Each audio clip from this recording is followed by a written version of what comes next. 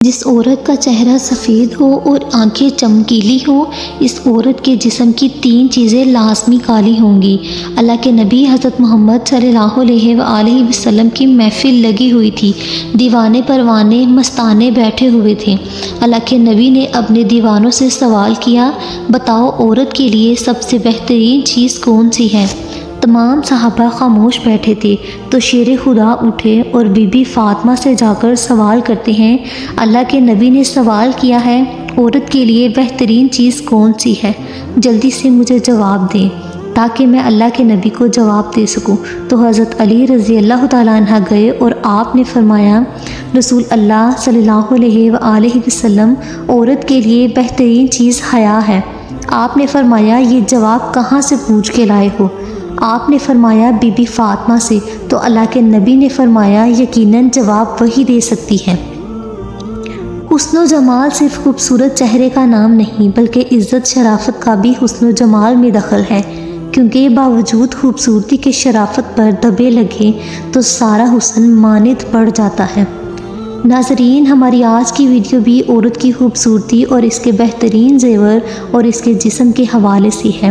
عورت کی خوبصورتی، اس کا بہترین زیور اور اس کے جسم کی خوبصورتی، اس میں موجود 3 کالی چیزوں کے بارے میں جاننے کے لیے گزارش کروں گی کہ ویڈیو کو آخر تک لازمی دیکھیے گا۔ ناظرین، عورت کے جسم کے بارے میں اندازہ کرنے کے لیے مرد عورت کی آنکھیں اور چہرہ دیکھتے ہیں، کیونکہ مرد سمجھتے ہیں کہ یہ دونوں چیزیں عورت کے جسم کی عکاسی کرتی ہیں، لیکن عورت کے جسم کے کچھ حصے ایسے ہوتے ہیں جو بالکل آنکھوں اور چہروں کی خوبصورتی کے برعکس ہوتے ہیں۔ یعنی عورت کا چہرہ کتنا ہی گورا کیوں نہ ہو، کچھ حصے لازمی کالے ہوتے ہیں، جو آج کی اس ویڈیو میں ہم آپ کو عورت کے جسم کے 3 کالے حصوں کے بارے میں بتائیں گے۔ عورت کے جسم کے 3 کالے حصے۔ بغل کا کالا ہونا۔ یاد رکھو کہ ہر عورت چاہے وہ کتنی ہی خوبصورت اور دلکش کیوں نہ ہو، اس کے جسم کا یہ حصہ یعنی بغل کالے ہوتے ہیں۔ اس کی وجہ یہ ہے کہ صفائی نصف ایمان کہا گیا ہے، جسم کے فالتو بالوں کی صفائی کا بھی حکم دیا گیا ہے۔ تو اس لیے جب عورت جسم کے فالتو بالوں کی صفائی کرتی ہے، جو کہ مرد حضرات بھی کرتے ہیں، بغلوں میں بالوں کی صفائی، تو یہ صفائی کرنے کے لیے عورت کو شیو کرنی پڑتی ہے، جس کی وجہ سے یہ حصہ کالا ہو جاتا ہے۔ چھاتیوں کے نپلز، جو عورت ہم بستری کرتی ہے یا جن عورتوں کا بچہ ہوتا ہے، ان کے نپلز کالے ہوتے ہیں، بے شک وہ کتنے ہی خوبصورت اور دلکش کیوں نہ ہو۔ صرف ان لڑکیوں کے نپلز گلابی ہوتے ہیں جو ابھی کنواری ہوتی ہیں۔ گوری لڑکیاں بھی جب ہم بستری کرتی ہیں تو ان کے بھی نپلز کالے ہو جاتے ہیں۔ عورت جب تک حیا اور پردے میں رہتی ہے، اپنی چھاتی یا اپنے پستانوں کو کسی کو ہاتھ نہیں لگانے دیتی، جب تک اس کی حفاظت کرتی ہے تب تک اس کے پستانوں کے نپلز صاف رہتے ہیں۔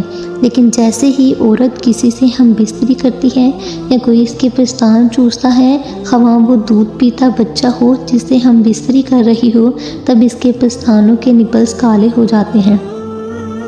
شرمگاہ کا کالا ہونا۔ عورت کے جسم کے اس حصے کا کالا ہونے کے پیچھے کچھ راز ہیں۔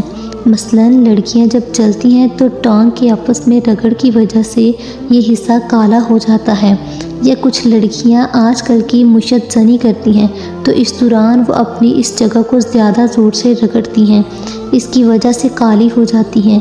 یا جب عورت ہم بستری کرتی ہے تو گوری سے گوری عورت کی یہ جگہ کالی ہو جاتی ہے۔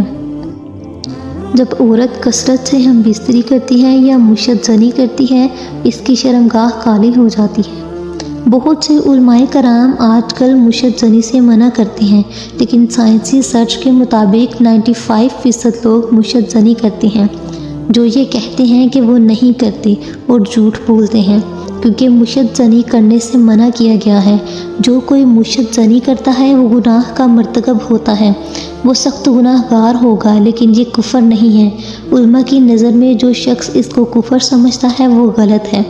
علماء کا یہ بھی کہنا ہے کہ توبہ کی امید پر گناہ کرنے والا کافر نہیں ہے۔ ایسا کہنا بھی غلط ہے۔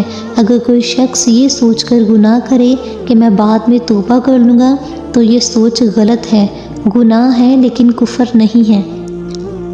علماء فرماتے ہیں یہ کام ناجائز ہے، بالکل ایسا کرنے پر لعنت کی گئی ہے۔ ایک روایت میں کہا گیا ہے کہ جو شخص اپنے ہاتھوں سے اپنا مادہ خارج کرے وہ ملعون ہے۔ تو یہ تھی ناظرین ہماری آج کی ویڈیو عورت کی خوبصورتی اور اس کے قیمتی زیور اور اس کے جسم کے حوالے سے، جس میں بتایا گیا ہے کہ عورت کی خوبصورتی اس کی شرافت میں ہے، جبکہ اس کا قیمتی زیور اس کی حیا ہے۔ اس کے جسم کے کالے حصے کی وجہ اوپر بیان کی گئی ہے۔